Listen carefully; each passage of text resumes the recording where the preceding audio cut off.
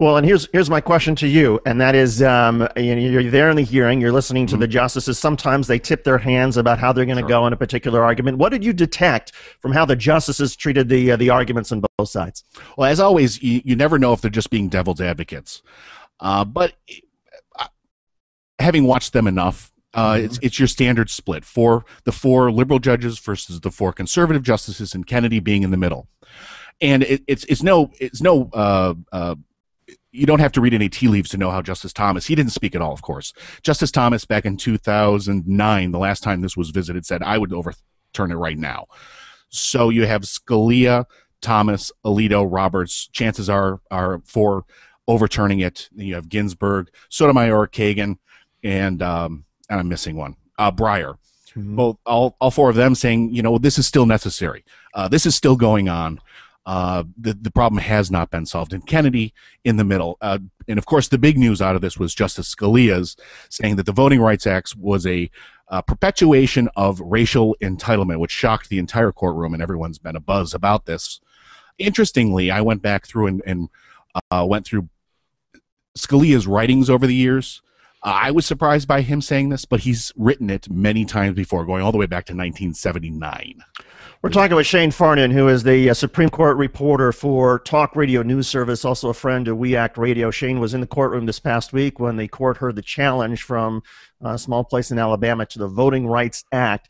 Shane, as far as Antonin Scalia's sort of comments over the years and what he said in court about this being sort of racial entitlement, what seems so bizarre about that is this isn't sort of entitling people to have something, a benefit above anybody else. It's simply the whole point of the law, as far as I think most people understood it, was to assure that there was equal access to voting booths.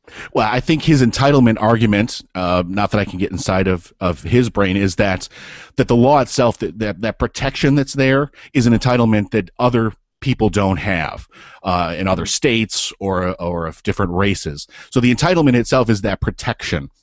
And it's really, you're right, it's about a larger argument. Every single person over the age of 18 in this country who's a legal citizen has the right to vote, and that's, I would argue, is an entitlement. It's an entitlement of citizenship. And comments like Scalia's, I believe, are the very reason that we still need these protections in the Voting Rights Act. Justice Sotomayor called Shelby County the epitome of why we need this law to stay in place. Justice Breyer talked about it as the racism as a disease, and that while the disease may have morphed and adapted through the years, the disease, he said, this was one of his quotes, still exists.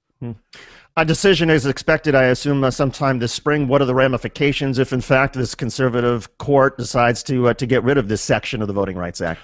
Well, they're profound. The president was interviewed about this, and he said, well, he was kind of saying it's not that big a deal because there's another section in the act that says after a law has been in place, you can challenge it under Section 2.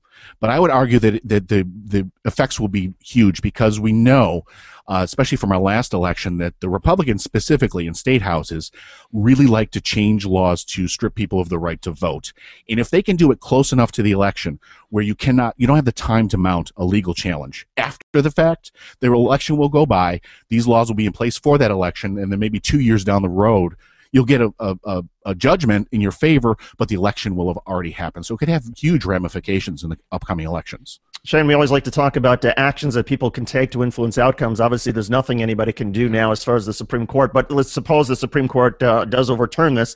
Is there something that people can do in Shelby County or in Alabama to try to deal with this? There's something we can do as a nation everywhere because Congress can still act on this. Just because the Supreme Court says this particular reauthorization of the Voting Rights Act is unconstitutional, it doesn't mean Congress can't revisit it and say, okay, we're gonna craft a new law that fits within the 15th Amendment, as the Supreme Court pronounces from their mounts, and say, I'd argue that we need it to the